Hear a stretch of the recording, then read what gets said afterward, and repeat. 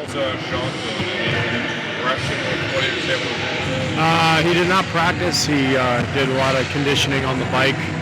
So I would put him doubtful for tomorrow. This past week, what have you seen out of Demarcus with the work he's able to do? Well, when we were in New York, he played 4-on-4 full court, which was probably the most running and game stuff that he's done. And he's continuing to work with Rick Celebrini, but he's doing more drill work with the rest of the guys. His shot looks pretty. He can shoot it. This guy's an unbelievable skill center, shooting and passing. He's got soft hands. I know you said that you kind of wanted him to block, but how much are you willing to let him shoot the shot? I love the fact that he can pick and pop and shoot the three. Also a great passer from the perimeter, so we're not going to just send him down to the post every time when he's back. We're gonna play him from different spots on the floor. Did you see any highlights of Derrick Rose? Yeah. Wow, right?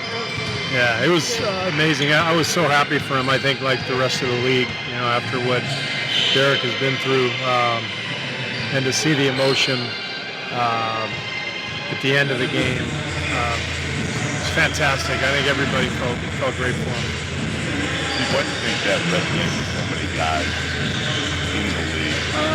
I think injuries are a big part of this league, and Derrick was so good as MVP during that window, and then the ACL is a tough one to come back from, and he's had a rough go. And I think players generally, even though they want to beat each other in games, they root for each other big picture-wise, especially guys like Derrick, who already have a lot of respect around the league. So we were excited for him, and now we'd like to shut him down tomorrow. Is it weird to prep for him again? Scouting-wise. Yeah, I mean it's different. It's different. Now you really have to talk about your pick and roll coverage and his ISOs and his attacks. And so yeah, it's something that we haven't really done for a few years. He's been a very capable player the last few years, but not somebody you build your game plan around. And if this keeps up, that's where it's heading. This might sound silly, but when you talk about Demarcus going 4-on-4, what's the biggest hurdle then to go 5-on-5 in a scrimmage situation? Well, the biggest hurdle is finding enough guys to scrimmage. Okay, I was wondering if that might be it. Yeah. Okay. Yeah, we just don't. Our core guys are not going to scrimmage during the year.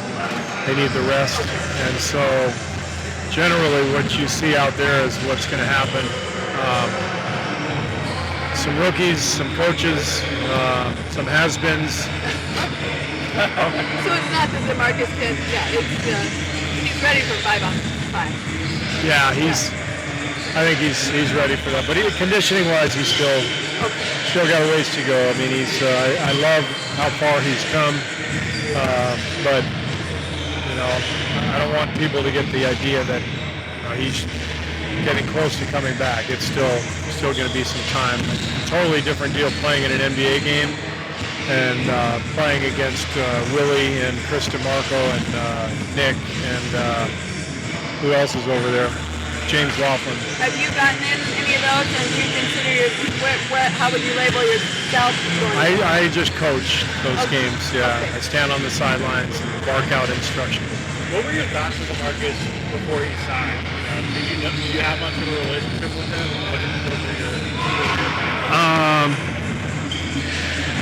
I didn't, I coached him a couple times in all-star games, which was fun. I found him to be very, very funny and engaging. We had a funny exchange when I got kicked out of the game in Sacramento. last year, 2 years ago, whenever that was, and he just looked at me and waved goodbye as I was being escorted off the floor. But no, he's really a fun person to be around. The guys on the team love him.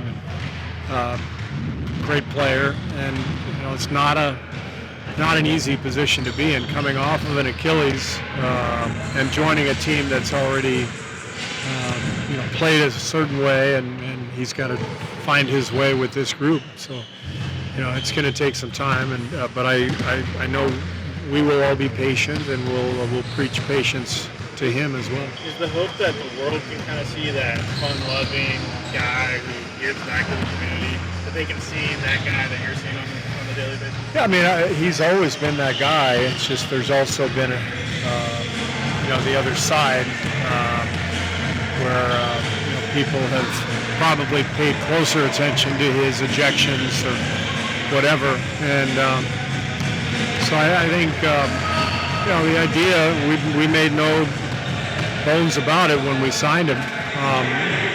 It's a one-year deal. We're not going to have money to sign him next year. He knows that. So we'd like him to help us win a championship, and we'd like to be able to help him get a great contract next year somewhere else. That's the reality. And so the best way to do that is to play really well and enjoy this season, and everybody do the best we can and have fun with it. You mentioned, I guess a few weeks ago when you first saw Sacramento as pre-draft workout. What do you remember about that workout? I remember he flew in. I think he flew in from Sweden the day the camp started, and he got right into the first pickup game, and he was the most physical player out there, very skilled. I remember Boban was there. I remember Goran Dragic was there. Saturansky was there. I don't remember what year it was, but I was GM of the Suns, so it was between 2007 and 10 somewhere. But he stood out. Jonas jumped off the page because of his physicality, but his skill set as well. Something we can fair to say, like, was he always been on your radar since then? Yeah. And when the opportunity came here, it was like immediately. Yeah. I've always liked him. I thought he was great for Boston a couple years ago. He played good minutes against us with Utah last year, and he fits a role that we need. Can you count on one hand the number of times you've seen a guy ejected in street clothes from the bench without being part of the Yeah, I don't remember. I don't remember it happening before. I'm sure it has, but I don't remember being a part of one. You had Coach Thibodeau join you guys for training camp a couple of years ago. How well did you know him before that? And did you know him much better after that? I didn't know him very well, but Ron obviously had worked with him, and so Ron came to me and said, Coach Tibbs would like to come visit us, and we always welcome coaches to our practices, and so Tom came, and it was fun to have him around and talk basketball, and he watched our practices, and he came back a couple times that year, came into our coach's office before games a couple times, and so it gave me a good chance to get to know him, which I enjoyed. And having been a general manager and now a coach,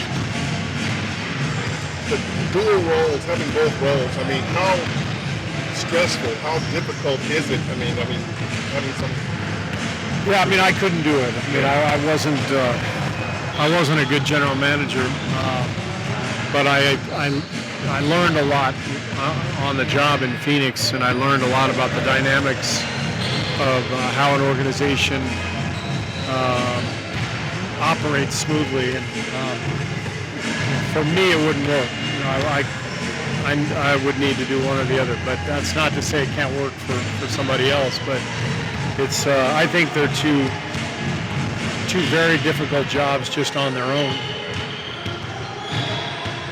All right, thanks a lot.